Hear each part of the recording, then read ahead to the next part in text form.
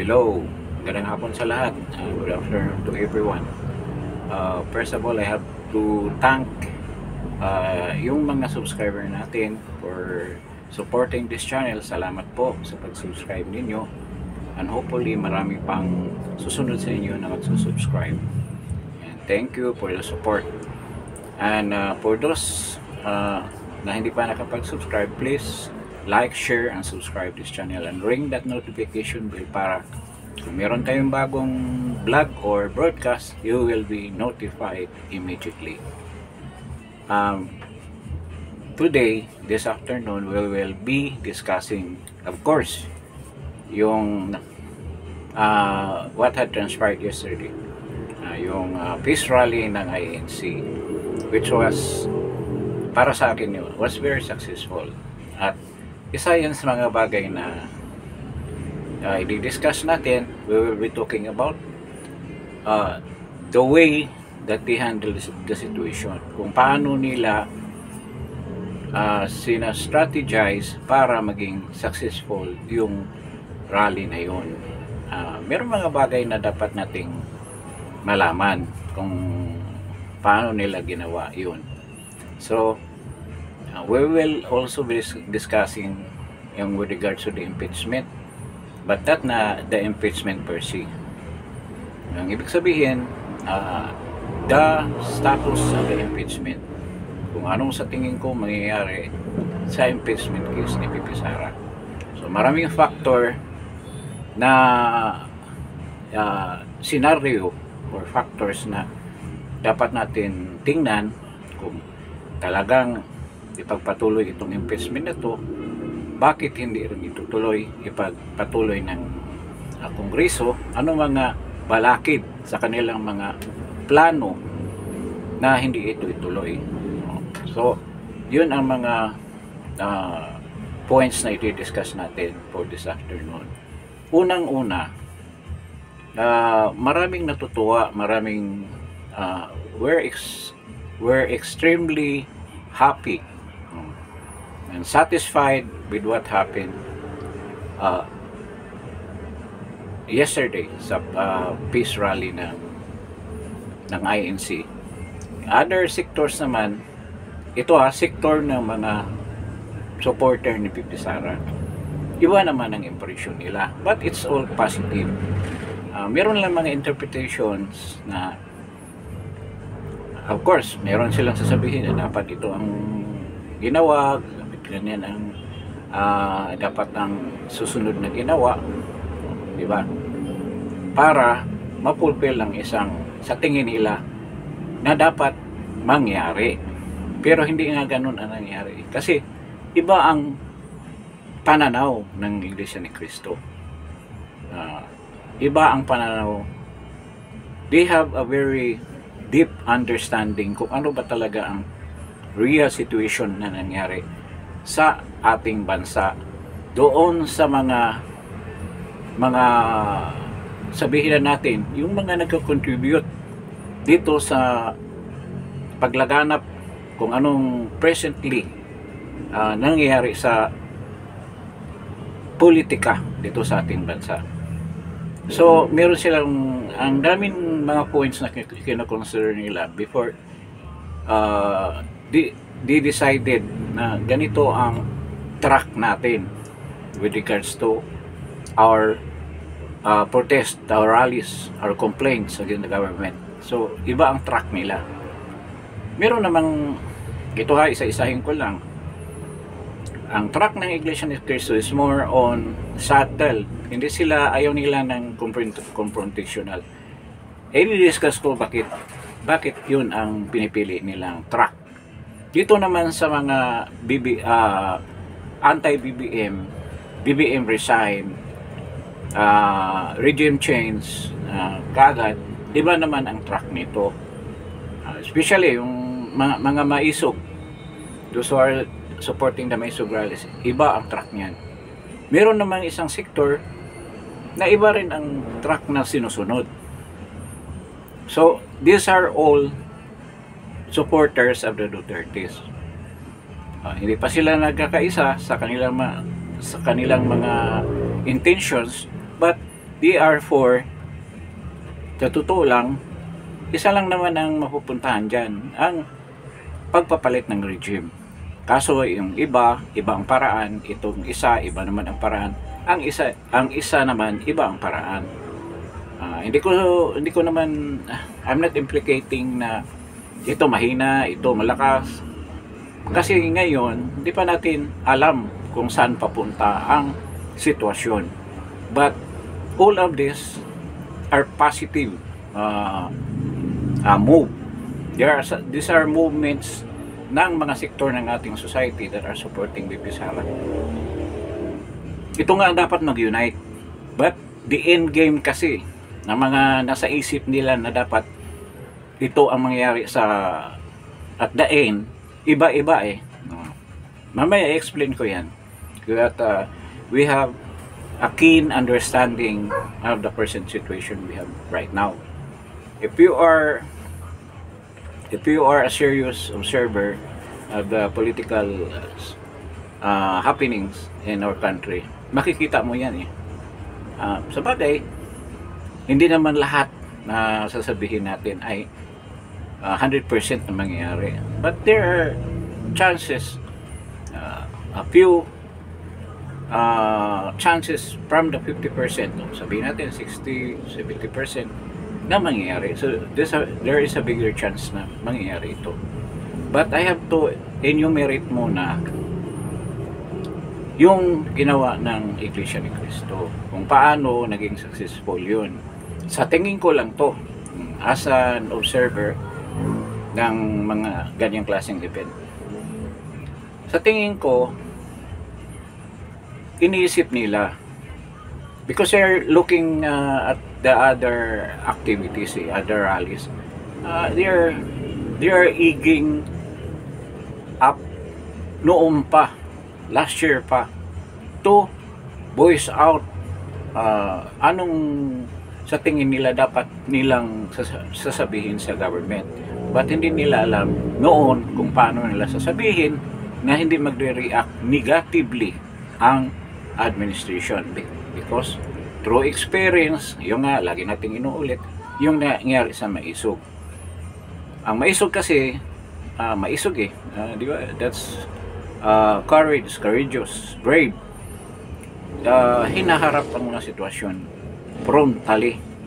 So medyo hindi umubra, but it has a great effect doon sa mga ibang tao na naghahanap ng katotohanan kung ano ba talaga ang nangyari sa present situation ng government natin, sa economy natin. Lahat doon naririnig ng mga simpleng masa, mga tao. So malaking bagay ang ginawa ng Maisog, kasi ang intention noon na iikot sa buong Pilipinas para yung mga malalaking syudad sasabihin doon. This is a propaganda drive eh. Sa totoo lang, it's a propaganda drive, it's a drive against the government sa mga ginagawa na kapalpakan ng ating pamahalaan. So naisip ng Iglesia ni Cristo, we will do the same. Kahit ng QGC, diba? QGC, sumama rin niya sa Maisog. We will do the same. There is a big possibility na i-oppress din tayo. Kasi ang administration, hindi sila tumitingin ng ano eh. Malakas ka, silang malakas eh. They have the power, they have the money, they have the guns and the goons, ganun. And the gold, the guns and the gold, meron nandyan sa kanila. So, wala silang pakialam. At itong mga tao na to sobrang bulletproof ang mukha. Talagang makapal ang mukha, hindi sila nahihiya. I don't know, this is brought about by what they're taking every day, nga shamelessly pinapakita nila yung mga kayamanan nila na alam naman natin kung saan galing. So naisip ng Iglesia ni Cristo, magkaroon tayo ng isang binyo, isang na sa tingin na kung titingnan ng administration ay hindi pa tama sa kanila. So ang nangyari, yung drama na pinalabas ni BBM na hindi siya interested sa impeachment VP Sara, doon nakikita ng butas ang INC. So para siyang Trojan horse, sinakyan niya yung statement na yan up to the end, sinasakyan niya. So paulit-ulit niya sabihin para hindi magdududa na this is for in compliance with the statement of PBBM na dapat hindi natin i-impeach VP Sara. This is not progressive. It will just waste the time. It will sasayangin ang oras ng ating Kongreso at Senado. So let's focus on the more beneficial things para sa bayan natin. Parang ganun. So doon sila sumakay sa statement na yan. Until now, yan. Din the word peace. Lahat naman kahit nasa beauty pageant, peace in the world, gano'n. Di ba? Yung mga contestant, peace sa buong mundo. Ganun. Yan ang sinasabi That's a generic term. Laging peace yan. But hindi mo ma-explain kung anong peace ang gusto mo. Peace with yourself, peace with other people, peace with your enemy. Wala namang sinabi di ba? Peace sa buong sa lahat na Pilipino. That's very generic. So, hindi nakuha yan nila ni PBBM. Sumakay din sila. So, parang Trojan horse nga. Talagang akala nila na siguro sincero din naman ng Iglesia ni Cristo sa pagsabi ng ganyan. Kaya yan ang ginamit nilang track para ma-fulfill yung target nila na makapag-rally in massive quantity ng mga supporters. So, nakalimutan niya ng administration. Nakalimutan ng administration na itong unang sinasabi ng mga anchor ng ni 25 is this is to support the anti-impeachment move of the government against VP Sara. Parang nakalimutan nila yun, di ba? So, even the mainstream media, ABCBN, ANC, they're saying that this is not for the support of the impeachment, against the impeachment of VP Sara, hindi. So bagay, narinig ko rin yan sa NIT 25, yun ang sinabi nila na na ito, hindi naman ibig sabihin na sinusuportahan namin si VP Sara na hindi matuloy ang impeachment. Kaya doon sa speech ni, para hindi magka-conflict yung mga statements, sa speech ni Congressman Marcolita, sinabi niya na we are not against impeachment. Tama yun. O, di ba? Kasi kung sabihin mo we are against impeachment, paano na lang kung kung ano mangyari after these elections, kung babaliktad ang mundo at dadami ang mga congressman na pro-Duterte, na hindi mo na ma-impeach si BBM sa sangkatutak ang mga impeachable offenses na nagawa niya. From the start, unang pa lang niya, unang EO pa lang, puro impeachable offenses na yan. So, hindi mo na siya ma-impeach kung hindi siya kayang ipatalsikin ng in other forms like people power. Yun nga. So, ang nangyari, ganun na nga. Sinakyan ng yung truck na yan, yun ang ginamit ng Iglesia ni Cristo. Kaya, nakapag-rally sila ng ganyan. Remember nag-ferry sila ng mga tao from the provinces. Yung nangyari sa Tacloban, malayo pa lang, nasa boundary pa lang ng Tacloban City. Meron ng checkpoint. Lahat na tao na in groups. Tanungin ka, sinong kasama mo? Sinong kasama mo? Saan kayo pupunta? Punta kami sa rally. Hindi kayo pinababa sa sasakyan. Hindi yan nangyari. Dahil nga, sumakay sila doon sa peace and yun nga, peace rally lang ito. So yun ang nangyari. Walang pagpipigil, binigyan pa ng magandang venue, Binigyan pa ng pulis, kukunti lang daw ang pulis, 5,000 lang.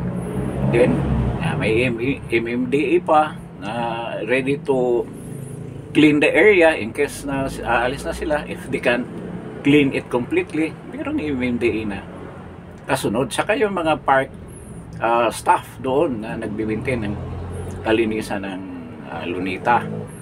So ganyan ang nangyari. So sabi ng iba, this is very deceiving, lalo na yung mga loyalists.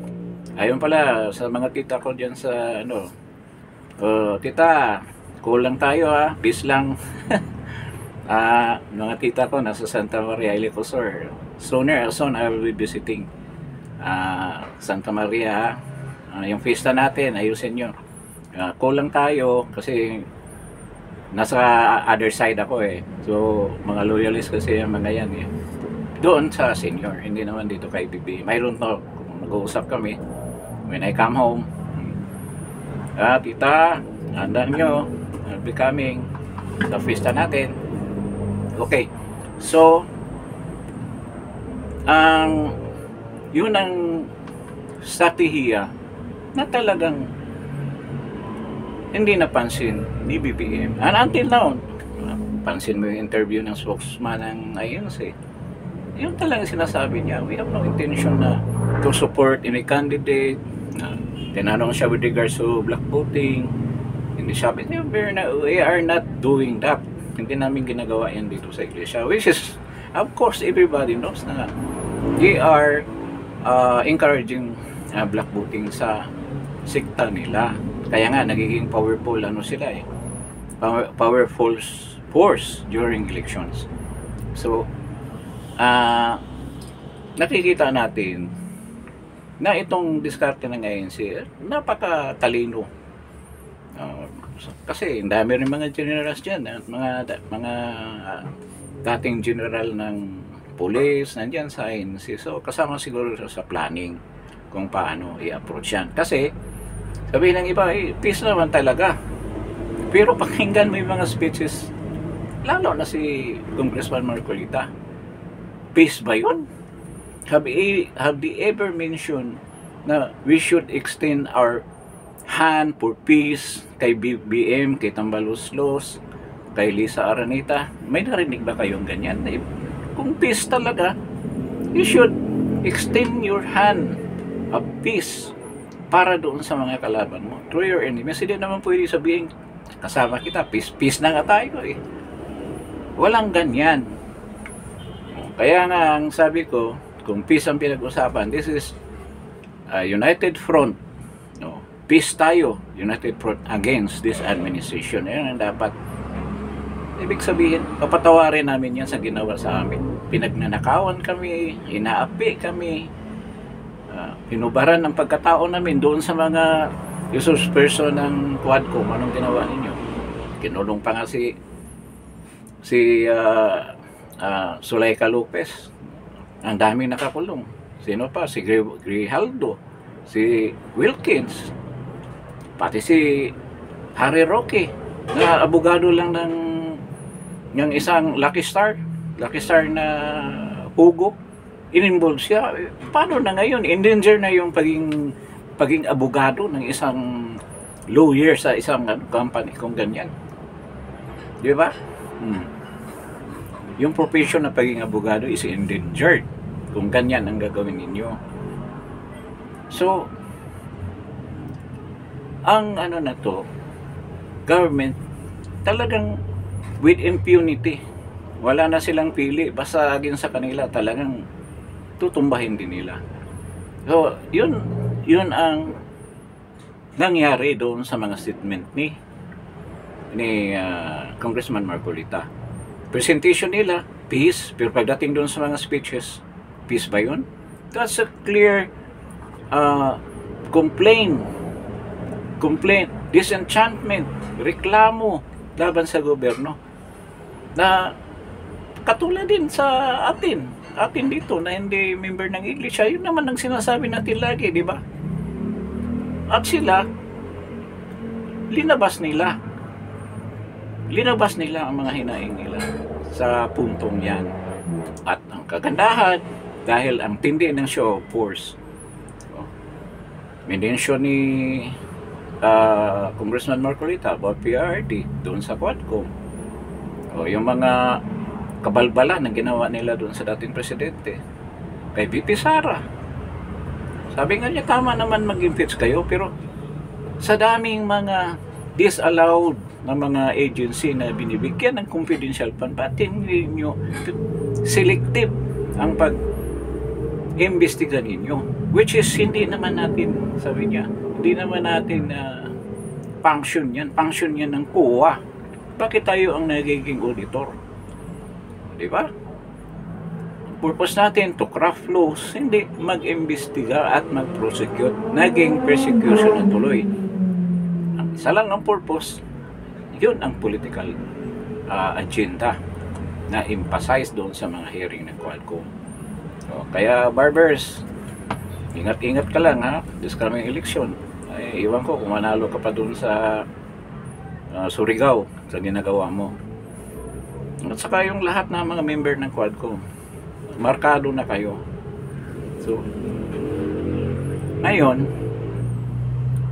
minensyon ko kanina na ibang pro Duterte supporter, iba-iba ang gusto mangyari na endgame. Ang pinakadulo, yung isa, ito ha, ang iglesia, they know ang assumption or ang siguro ang dami naman kasi nilang mga information na kukuha sa labas. O, di ba? Mga ex-generals nasa kanila mga ex-colonel, mga iglesia ni Cristo yan. Madami akong kilala dyan. Yung isa ko ang dyan, Chuhay nandyan ex-general yun. Dating SAP pa yun. So, nagiging director ng SAP. Magaling yun. At saka honest yun. Hindi yung tumatanggap ng lagay-lagay. Bihira lang yung ganyang sa ngayon. I don't know. Ngayon, ang sa tingin nila, hindi talaga mangyari yung forcible ousting. Hindi ma-oust si President BBM forcibly na through people power, revolution, through akudita. Hindi nila nakikita yan. Kaya sila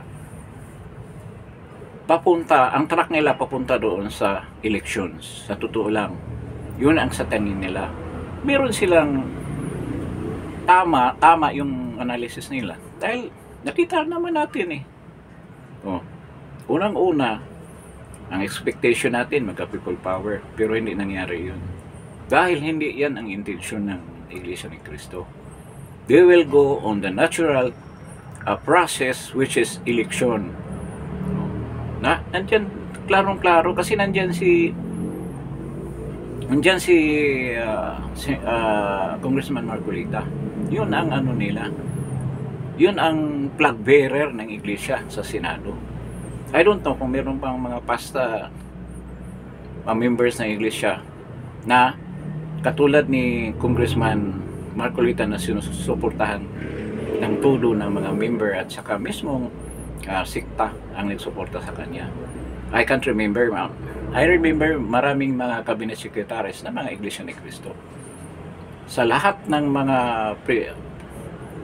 regime, from I think Cory meron, kay Iraq meron din, kay Gloria marami, kay Pinoy meron din mga cabinet secretaries na Iglesia ni Cristo. Hindi sila nawawala. Kasi yun ang nila sabihin na natin, one way of protecting their religious sect is maglagay ng mga tauhan dyan sa government. Hindi lang sa ganyang kataas na mga positions, sa lower ranks marami rin, mga undersecretary marami. Ito naman, hindi naman sa kay Pastor Kibuloy, yun ang lacking sa kanya. Kasi hindi siya pumasok. Ngayon lang sila pumasok ng politika si Pastor. But they have been in the sa pagiging sikta for a long time, matagal na, 30 years more. So kung yun sana ang drive ni Pastor Kibuloy, I don't know kung he will be protected. No, dapat ganun. I don't know, sa US marami rin gumawa ng ganyan di ba? Sa US marami ding supported by a certain Protestant sect. So, yun ang hindi na nagawa ni Pastor Kibuloy. But I'm not saying na mali si Pastor. Kasi iba naman ang purpose niya noon. Pero as of today, as of the present day, talagang pumasok na siya sa politika by being a candidate sa senatorial slate ni Team Duterte, ni President Duterte. So ngayon, balik tayo sa Iglesia ni Cristo. Nandiyan si Marcolita. Kaya todo ang suporta nila at nakikinig sila kay Congressman Marcolita. Kasi tama naman lahat ang sinasabi ni Congressman Marcolita. Sa lahat ng mga mga reklamo, mga actions niya, mga actuations niya with regards to yung mga nangyayari diyan sa Kongreso. Tama si Congressman Marcolita. Even yung question sa energy. Yung paggawa niya ng mga batasana na makontrol ang pagtaas ng halaga ng elektrisidad. Na yun, ang dami niyang bills na ganyan na hindi yata pumapasa o kahit na first reading hindi umabot o ganyan. So sabi ko nga, hindi sila naniniwala na people power. Kaya nga lagi na sinasabi na magkakaisa tayo, ayaw namin magkagulo. Kasi once kung mayroong kudita, paano si Congressman Marcolita? Hindi siya ma-elect officially as senator. Di ba? Kasi by that time, kung mayroong kudita, military na ang hawak. Are you sure na ganyan pa rin ang treatment nila?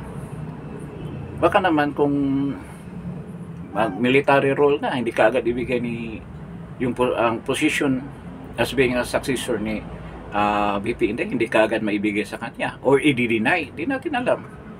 Kaya maraming apprehensive with regards to kudita or military takeover.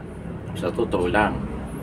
Ngayon, kaya they're going to that track na yung normal process lang. Election, then after election, ganyan, mag-uusap, yun ang gusto nila.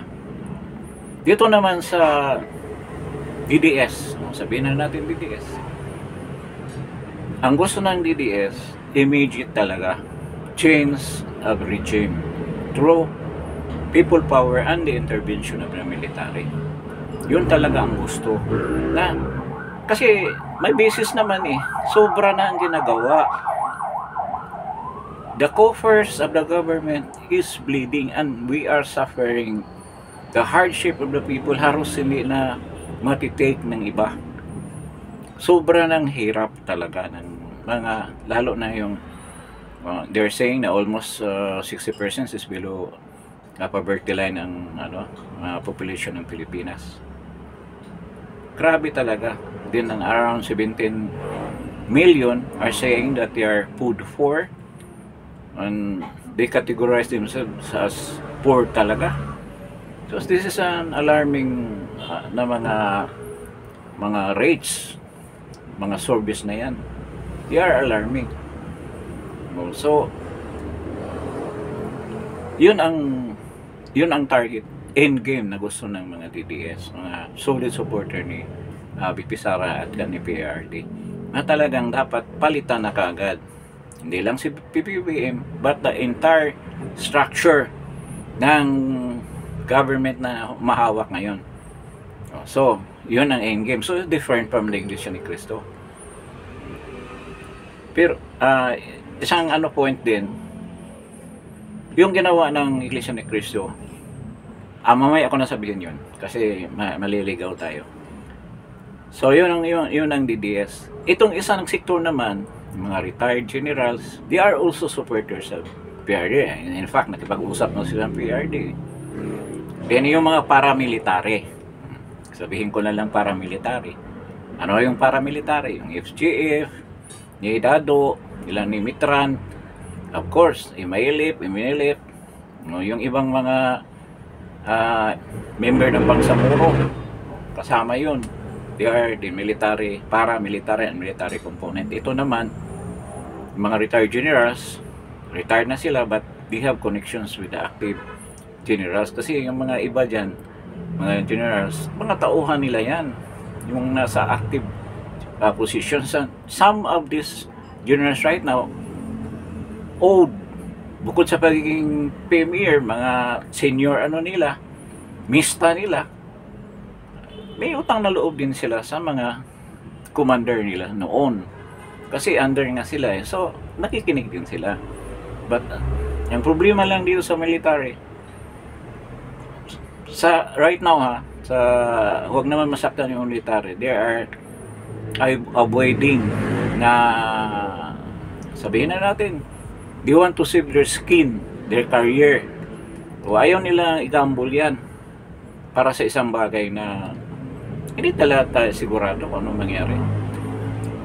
Pero kung malaki naman ang portion nyo, kung you're planning for a kudita or takeover, mayroong maraming nagpaplano. Pero I don't know kung kaya ba nilang i-execute yung mga plano na yan. Di ba? Ngayon, itong plano ng military na once they make a takeover, they will military mo na hawak, then they're going to the revolutionary government na may component na mga civilian, then military, then they will go into a cleansing process. So yung mga corrupt, may mga siguro sa panel na kaso, huhulihin na siguro nila. So by that time, military role na eh. Huhulihin muna nila bago nila sampahan ng kaso, di ba? Parang ganun din. Parang quadcom style. So, which is good naman kung ganyan. Para magkaroon ng disiplina. Kasi you remember, yun ang pagkakamali ng People Power 1. Dapat yun, hindi sana mangyari ngayon kung kinulong na kaagad bago sinampahan ng kaso. Di ba? Kasi yun nga ang main na dahilan bakit sila ng People Power. Bagay, wala na rito eh. Nasa umalis na, but still they come back. So pagbalik nila, hinuli na kaagad. O gumawa ng batas na ganyan, hindi gumawa ng batas na yung mga ninakaw na kayamanan, ganyan, merong mga complaint pero malab na PCGG, ano, sa mga properties na dito nakukuha nila.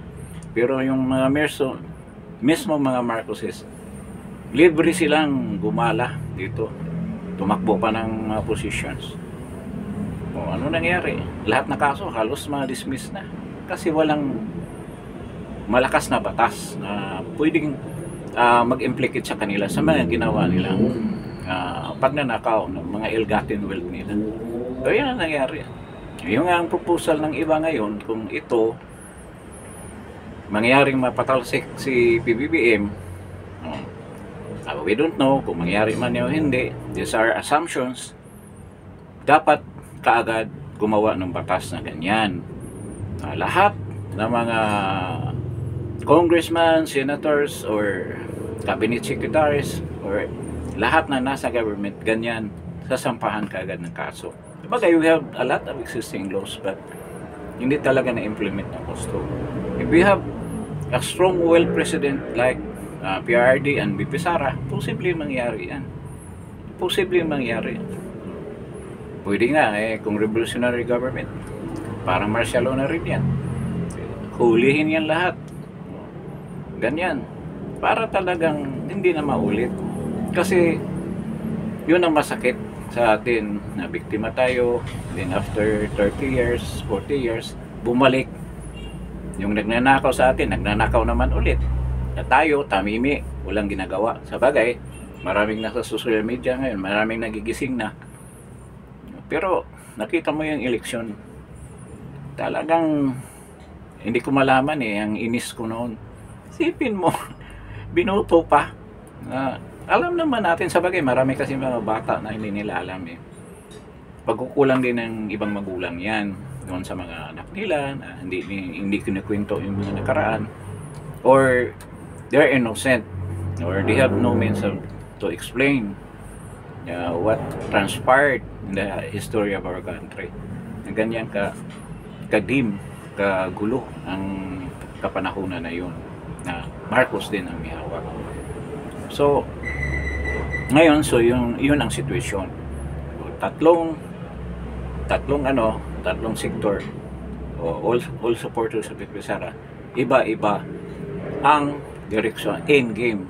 But ang end game or the same, napapalitan, regime change talaga. Dito naman sa isa, parang political way of changing, no? Meron silang kandidato na ultimately mananalo naman talaga si Congressman Marcolita sa lakas niyan. Even outside of the Iglesia ni Cristo, napakalakas, napakahusay naman with the endorsement of PRD. Sino makatalo yan? Yung nga lang, maraming rin hinayang kay spokesman ni Atty. Panilo, no?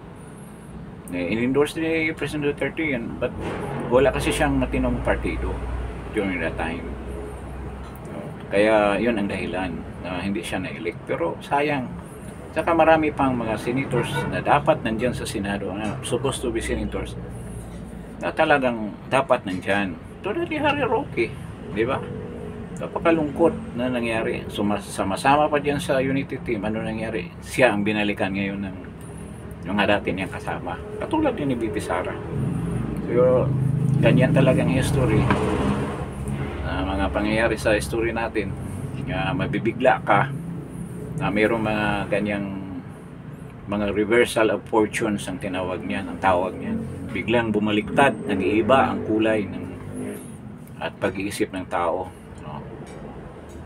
Sa impluensya ng pera, ng greed, ng power, naging sakim sa tingin nila na ito, sa expression pa ng mga tambay na nasarapan, kaya ayaw na bitiwan yung posisyon dahil nasarapan sa situation eh. At natatawa nga ako ng unang reaksyon ng Kongreso, ito na, we're going towards the impeachment ng Pipi Sara. Sinabi ko kanina na somehow i-discuss natin slightly. Yung ginawa ni Sandro, siya pa nagsabi that the position of the Appropriations Committee is vacant. Diba? Bakit hindi nyo si Martin ang tinanggal nyo? Bakit si tauhan lang yan, minion lang yan ni Bongbong, ni Lisa, tsaka ni Tambalusos yan, si Ako Bicol. Dumikit lang yan dahil daming kaso niyan eh. Bagay, may kaso sila ni Banat May. Yun, iwan ko kung ano nangyari sa kaso. May kaso rin siya kay Maharlika. Hinahabol si Maharlika doon sa Los Angeles ng kaso. Dahil nga doon sa nangyari doon sa France na namimili daw. Pinasara daw yung labin ba yun na butik. Marami naman gumagawa niyan sa France na nagpapasara. Matagal-tagal din tayo dyan sa lugar na yan. Alam natin mga style ng mga drug lord yan.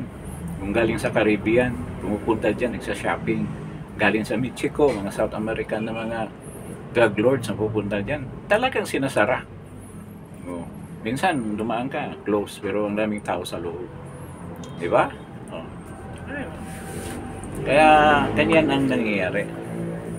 So, tinanggal nila si for health reasons. So, what health? Overload ka ng gold sa katawan mo. Kaya gano'n. Kaya ito, purely drama lang yan. Para ma-ease or ma-appease ang mga tao na they're doing something na ito, gusto na lang ipalabas na yung mga insertions, yung mga magic sa budget, yung mga defunding, hindi si Bongbong ang may gawa, hindi si Martin Romualdez, kundi si Saldico may gawa. Nakakatawa naman yun, di ba? Nakakatawa yan. Dapat tinanggal nga, inalis mo dyan, palit na kayo ng speaker. Gawin mong speaker si Pulong para maniwala kami sa inyo. matupad yung sinabi ng Iglesia ni Cristo na we will extend our hand of peace. Kasi it will never happen na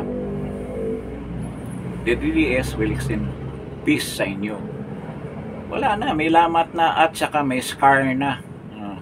Gumaling na yung sugat namin, pero hindi ibig sabihin sugat namin sa inis at galit. Hindi namin malimutan ang ginawa niyo sa bayan. So ganyan yun. At saka nakakalimutan ninyo eh. Balikan natin yung rally. Di ba? Si ano, talagang sinabi niya yung regarding sa impeachment ni Congressman Marcolita. Pagsabihin nila na hindi naman politika ang pinag-usapan. Ano yun? Yung impeachment, yung statement. Pati si PRD pala, sinabi ko na kanina. So, hindi ba nyo alam, hindi nyo na naringgan ni BP Sara yung sinasabi, if you are my enemy now, you will be my enemy forever. Mabigat yun. O tapos sabihin mo, we will extend our hand. Kung mismong leader namin, na pinaniwalaan naming magtaguyod ng kabutihan ng bansang Pilipinas, yan ang sinabi, bakit makipag-peace kami sa inyo? Tama din naman. Pwede kami makipag-peace after you will be reprimanded, you will be in prison doon sa mga ginawa mong pagnanakaw sa bayan, sa korupsyon. We will be satisfied muna na talagang due justice, totoong hustisya ang nakamit namin sa mga ginawa niyong kawalang hiyaan sa kaba ng bayan. Pinahirapan niyo yung mga Pilipino ngayon. So ganyan. Yun nga, sinabi ni BP Sara, peace, paano nga makipag-peace ni Sara? Sa tapang-tapang yan. Di ba? Pinanganak yan si Sara na sa harap ng mga problema sa Davao. At ang hindi yan tulad ng ordinary girl na ganyan-ganyan lang. Anong tawag niyan? There's a term ng mga bata. Hindi, kasi magulo ang Davao. Normal sa kanila yung bumbahan dito, bumbahan doon. Doon si expert, kasi mayor ang tatay niya eh. Sabi pa nga niya, 9 years old pa lang. I am experiencing na sa politika. Parang basketball player, nagsastart. Parang si Kai Soto yan. 4 years old pa, nagbabasketball. Parang ganun. So, ganyan, buhay na niya yung politika. Di ba? So, hindi mo masabi na ganyan ka. Kaya, ganyan ka lambot si BP Sara. Kaya, yun ang dahilan na she had a very strong personality dahil sa mga experiences niya with his father in Davao. Sa totoo naman, mga bata kasi hindi nila alam yung Nicaragua. Totoo yung kwento ni Nicaragua. Parang Nicaragua, kasi Nicaragua nagkaroon ng civil war, di ba? So, pinasok ng yung mga kontra. Sino yun? Si Oliver North ba yun? Parang ganun. Kaya nga determined na Nicaragua, from Nicaragua, galing sa country Nicaragua, na nagkaroon ng kontra, pinasok. Iba naman yung kay Che Guevara, iba yun. Yan sa South America din yun. Di ba? Yung mga medyo may edad na, yung mga matatanda na, alam nila yan ano nangyayari. So ganyan si BP Sara. Ngayon, ito si Dilima, nagiyabang hindi raw, optics lang daw yan. Pakita lang yan sa TV, sa media na maraming matin talaga. Ibig sabihin, yung nakita mo sa TV, ano yun? Engineered? AI lang yun, na hindi totoong mga tao yung umatin. Gumising kayo. Parang tulog pa rin kayo eh. Then you're relying on the survey ng SWS na 61% daw are favoring the impeachment. Ilan ba ang sinusurvey ng SWS? 1,500. Ilan yung umatin? 1,500 ang sabi ng 1,500,000 ang official talagang at umatin ng Iglesia ni Cristo. Bakit umabot ng 2 milyon? Sa estimate namin, nasa 2.3 to 2.5 million yun. So, may extra na 1 million na hindi member ng Iglesia ni Cristo. Sa dami yun. So, halo-halo yun. May mga DDS doon, may mga Muslim community, kasama lahat doon. Yung extra na 1 million. Hindi ba alarming yun? Ngayon, gusto talaga niyong ipasa yung gusto niyong ipasa yung impeachment. Nga, sabi nila, i-express daw nila. Pero nakakasigurado ba kayo na may pipirma diyang mga congressman? Hanggang ngayon nga, sabi ni Reginald Velasco, yung SecGen ng Congress, wala pang nag-i-endorse. Imagine, to this date, 14, wala pa nag-endorse. Tapos may balita na i-express daw diretso sa, I doubt kung mangyari yan. Ito, sabihin ko kung anong reason. Ngayon, ayaw, isa pa sa takot ng mga congressman na maapektuhan yung kandidatura nila sa mga lugar nila. Kasi remember, ang rally na yan, hindi lang dito sa Metro Manila, all over the Philippines. 13 cities or 13 venues yan. So halos lahat, kung saan ka mang congressman,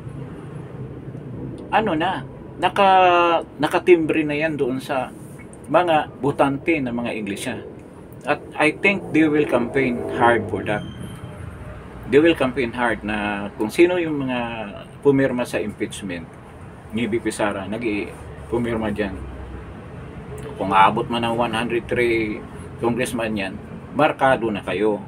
Kaya mag-iingat kayo. Kahit na meron kayong resources, iba ang tao ngayon. Pwedeng tanggapin yan sa kahirapan, tanggapin yung binibigay ninyo. Pero it will be a repeat of the candidacy of PRRD, Rodrigo Roa Duterte noong 2016. Remember, walang kapira-pira na nanalo, landslide pa. Ang kabila, sa sobrang yaman, Aranita. Di ba? Talo ng somebody from the south na hindi nga kilala, na ang baba sa survey, dahil kumilos yung mga tao at naniwala sa advocacy ni PRRD. So yun na nangyari, and it will happen now. Nakikita nyo yan, pagkakamali nyo, panayang api ang tao, kasi there's a limit to that. Yung mga propaganda nyo, palpak naman eh, hindi kinakagat ng mga tao. So dilema, mabuti tahimik ka na lang. Paano mo masabi 61% SWS? Magkano binayad nyo dyan ng SWS? In fairness to SWS, marami din silang survey matino. Pero this time, sino maniwala sa inyo? Fact checker, wala, bawal na sa mita ang fact checking eh. Pero na fact check kayo kahapon. Gaano karami ang umatin? That's 2.3 million against your 1,500 na tao na sinurvey. Tapos sabihin mo, legitimate yung sinabi niyong na yan, survey na yan. Nakakatawa naman kayo.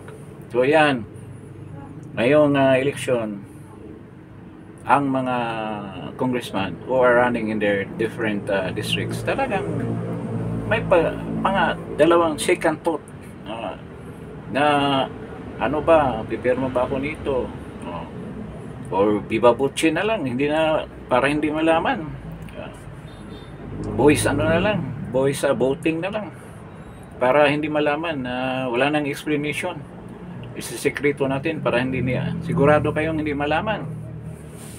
Ang daming sabi pa nga ni Maharlika, maraming puting ahas dyan sa Kongreso. Malalaman din ng mga tao yan sa impeachment ni VP Sara.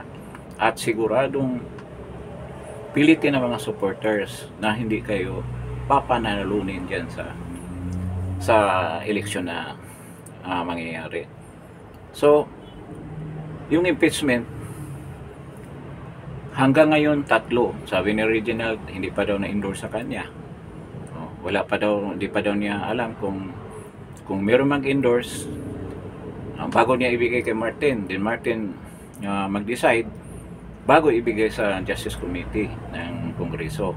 At doon pag-usapan. Pero ang gusto, pinagyayabang ito ni Franz Castro na i-express na nila, sinasabi ni Manuel, yung tatlong ipag-join nila yon, tapos yun ang i-express nila papunta kay Jesus Cordero na kating-kating na yung kamay, tanggapin yun para magsimula na yung paglilitis doon sa tribunal ng Senado. So,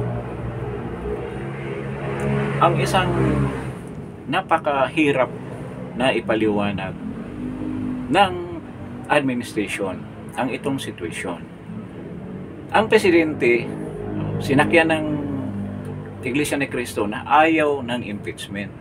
At kayo dyan sa Kongreso, susundin niyo yung gusto ninyo na ayaw ng presidente.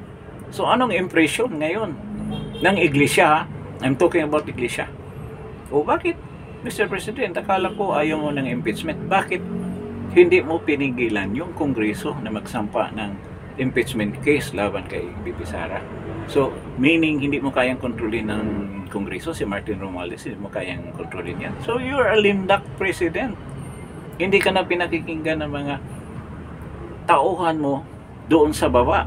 So, anong gagawin natin? Mag-resign ka na lang siguro. At hindi kaya ito ang magiging trigger din sa Iglesia ni Cristo to conduct more rallies? O na ganyan din kalaki? Hindi kaya matatakot? Iba lang sasabihin, hindi na peace. Hindi na peace. Baka resign BBM na, katulad ng mga DDS. Na ang demand is for the immediate resignation of BBM. O ganon.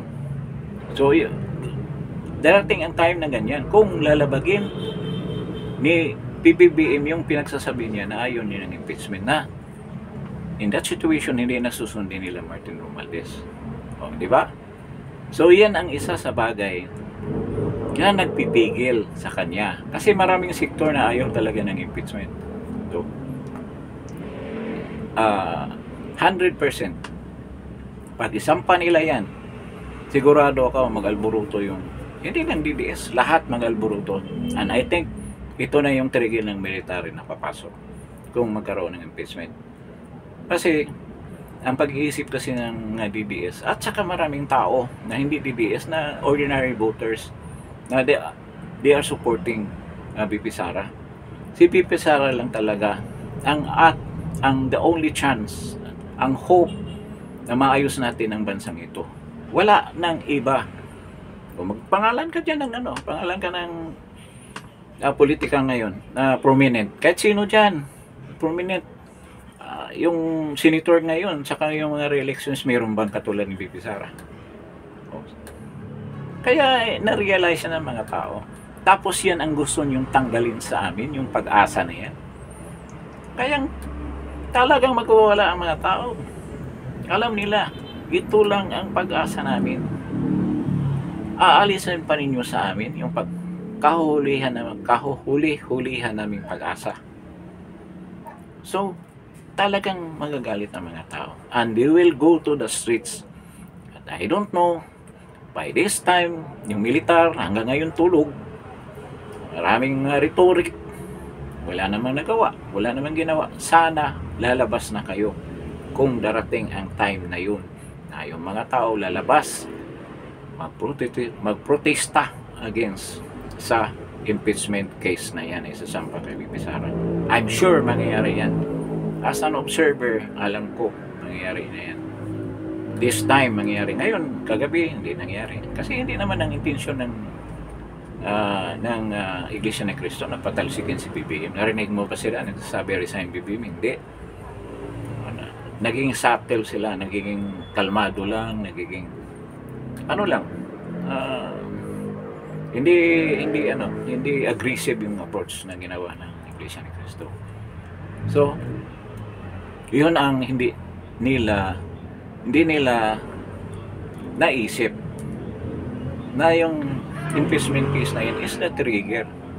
Yan talaga magti-trigger. Isipin mo, kung matanggal si impeach si BP Sara, makumbik siya,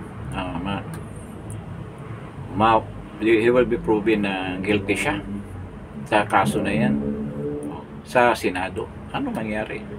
Hindi na siya pwedeng tumakbo kasi kasama yan doon na hindi ka na pwedeng humawak ng public office, any public office, kung ma-impeach ka or ma-convict ka sa impeachment court, which is the Senate. So wala na talagang pag-asa, di ba? O kahit sabihin mo nandiyan si Baste, nandiyan si Pulong, but iba si BP Sara kasi she undergone itong mga operasyon na grabe para naging mukha na siya ng mga taong inapi. So, yun ang feeling ng mga nasa baba. Parang kami. So, ang ano nila, they are patronizing BP Sara because they're suffering the same. They are suffering the same situation. Yung hardship na tinatamo nila, nakikita nila doon sa presently nangyari kay BP Sara. These are suffering the same pain, the same hardship, suppression of their rights. Kaya ganyan ang nangyari. So kung gagawin yan, I'm sure yung sinabi pa ni, maging totoo yung sinabi ni President Donald Trump na hell will break loose. Doon naman yung sa Gaza. Hell will break loose. Di ba? Hell will break loose dito sa atin, sa bansa natin kung mangyari yan. So, we are hoping na hindi naman yan matuloy. Sabi ng Iglesia, there should be peace. Sana. But, I think, sa time na to, sa panahon na to, hindi talaga pwede yung change na para sa akin, hindi naman sa pag-ano ng Iglesia ni Cristo to normal track, normal way of changing the administration through elections. Yan ang problema rin kung sa tingin mo magiging fair ang election, which is doubtful din. Nakita mo ngayon anong ginawa ni Martin Romualdez kay George Garcia, na inaalaw yung AKAP, inaalaw yung AX, ang MAIF, ang tupad na nandyan sa batas na bawal mamimigay ng mga pundo during election. Binali nila yun in their favor. Anong sabi ni George Garcia? Hindi naman pwede yan na politika mamimigay. Ang mga staff niya bulong lang, bulong-bulong. Yung tulong sana ni congressman, kasi pinagbawalan, pero kay congressman yun, nasa DSWD. Pumunta lang kayo doon, sabihin nyo na yung tupad AX na yung MAIF na pinangako ni congressman nandito daw sa inyo sa DSWD, pwede ba namin makuha, sabi ng mga butante. So, pareho lang, kayang lusutan yung mga ganyan. Kaya si George Garcia, di ba, nakabangga rin ito ni Marcolita, ni Congressman Marcolita tungkol dun sa offshore account. Pero medyo lumaylo si Congressman Marcolita. Yung mga accounts, mga bank accounts na dami-dami na nakapangalan sa kanya, na galing sa Nero. Doon pa lang alam na natin, lutong-luto. Inalis nga nila yung yung Smartmatic dahil nga may problema. According to may ebidensya na may involvement si sa election rigging. According to Attorney Glinchong, di ba? Kaya nga hindi siya magdemanda dahil kung once magkaroon ng hearing o kaso sa korte, mabuyang-yang ang mga ebidensya, ay mayroong hawak ebidensya si Attorney Glinchong. Kaya hindi talaga siya dinimanda. Dinidisbar lang sila. 4 na disbarment case na daw ang hinaharap niya. So ganun ang kwento. So doon pa lang pinalitan nila yon, pinasok yung Nero. Sa kwento ni Congressman Marcolita, maraming pumasok na mga questionable na mga accounts, iba-ibang account nagpapadala sa kanya. Di ba nagkaroon ng hearing ang Kongreso? Pero medyo natigil yun, naging laylo dahil nga tatakbo siyang senador. Di ba? Baka i-disqualify pa siya. So, disqualify pa siya ni George Garcia. Ngayon, sabi pa nga, nagreklamo siya nakarang araw si Congressman Marcolita na sinabi na hindi daw sa, kasi nung unang unity team, kinukuha siya na senator. Then, nung malapit na yung campaign, nag-withdraw siya. Ngayon, yun, mga kalaban daw niya, yun din ang sinabi, na nag-withdraw na siya sa candidacy as senator, na hindi raw totoo. Sabi niya, kilala ko yung mga gumagawa ng ganyang chismis ng mga kasama rin daw niya sa Kongreso. Diba? Kasi alam niyo na, napakalakas ni Congressman Marcolita. Survey na yan, baka magtapa nga yan eh. With the controversy na tinatanggap ni Erwin Tulfo ngayon, baka mapalitan siya ni either Pastor Kibuloy o si Congressman Marcolita. So bakit nandiyan si Bongo eh. Hindi na alis sa top 5 si Senator Bongo eh. Kaya yun ang mga reason na itong impeachment na to talagang maging trigger yan. At saka yung election na yan, hindi yan assurance na pwedeng lutuin talaga yan. Kita mo yun, may nakaparking ka agad ng ilang milyon, 15 billion, nasyak pa nga si George Garcia. Bakit may budget na kami? Pero yun pala yun, para sa People's Initiative. So ngayon, gagamitin na lang nila sa eleksyon. Allowed ba yan sa batas? So, itong ginawa na inalaw ang mga illegal na pamimigay ng pundo during election time, klarong-klaro. Klarong-klaro na talagang vote buying yan, sigurado. At this is something na isusurmount ng PDP Laban, which I think kung talagang present si PRD during the sorties, campaign sorties at saka si VP Inday, tagilid kahit na mga well-known names yung nasa kabila, delikado sila kung talagang ipopost ng gusto ni VP Inday ang kampanya sa ticket ng PDP Laban, PDP at sa mga ini-endorse ni PRD. So medyo napahaba tayo, and thank you doon sa mga dumalo. I hope if you're not a subscriber yet, kindly subscribe, isa-isa lang. Then if you're a subscriber na and you'll visit regularly, salamat po. In the future, mag-ano rin tayo, meron tayong gagawin ng mga activities para doon sa mga members natin. Sooner, I hope it's sooner, yun sa title natin, na VP Sara is as clear as the sky during summer. Yung summer na walang ulan, as clear as the sky during summer. VP Inday Sara Duterte will be our next president. Pwede mo dagdagan, come hell or high water, or it will be sooner, not later. Whether they like it or not. Ayaw man nila, pipigilan nila, hindi na ninyo mapipigilan. Honestly, that's my prediction. Ipipredict ko talaga siya maging presidente. Kahit it's almost 3 years. Grabe ang bashing, propaganda, you spend a lot of million para lang masisira si VP Sara.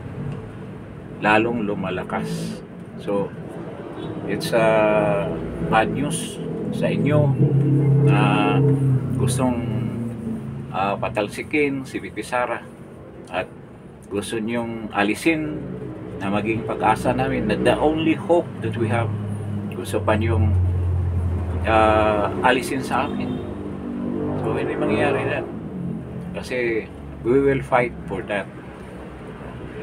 Lalaban kami hanggang dulo. Yun din ang sinabi ni VP Sara, na he will never surrender, hindi siya susuko. So sasabayan namin siya. So with this, doon sa mga hindi pa nakapag-subscribe, kindly subscribe, then try to share it to your friends, and then you like din, para medyo gaganda naman ang algorithm natin, dahil pagkakunti pa lang ng subscriber natin. Despite of the fact, dami naman nanonood. Sabi ng YouTube, only 4% ang nag-subscribe out of 95. 95% 95% lang ang bumibisita sa atin, pero 95% ang hindi nag-subscribe. So, kahit naman lang ilang percent lang sana, okay sana, para naman lalo natin mapapaganda ang channel na to. Kaya medyo maingay lang dito kasi nasa sabihin ko na, this is a speedway. Dito nag-testing ng mga big bikes. So hindi ko na lang sabihin kung basta dito lang sa malapit sa BGC. Actually BGC pa rin to eh. Dito yung mga testing ng big bikes. And hindi naman, it's not my business of my son. So hindi ko mapigilan na talagang maingay, so sorry. And I have to make some improvements. I'm planning to have a studio enclosed talaga para hindi marinig lahat, pero it's under construction. Sorry na lang sa mga naririnig ninyo, and I hope you will support this channel, continue supporting, and I hope I was able to give you information about what's happening in our country today. At maraming salamat sa inyong lahat at magandang hapon.